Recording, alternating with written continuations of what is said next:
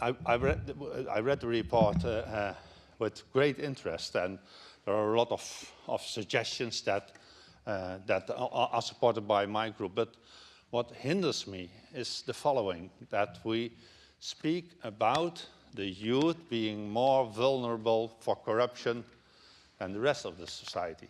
To be honest, I do not believe that. The youth is vulnerable for corruption if the circumstances are there to corrupt them. It is not that when you get born, you still have to develop skills not to become corrupted. No, it is when you are born in a non-corrupt environment, you probably will have a very small chance to be corrupted yourself.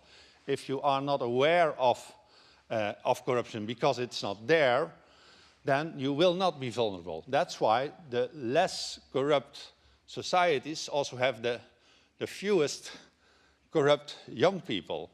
And putting the responsibility that we have to protect our youth to be vulnerable for corruption, I understand the idea, but I would say if our children and grandchildren are vulnerable for corruption, it is our obligation. We have allowed societies to become corrupt, and therefore an appeal to our governments to make our young people less vulnerable for corruption, I endorse it, but it has to go hand in hand with the fact that first and foremost, our governments, we politicians, have to take care that we end corruption. And we know that in this Council of Europe, 47 member states, there are very many member states where the level of corruption, institutional corruption, is far too high.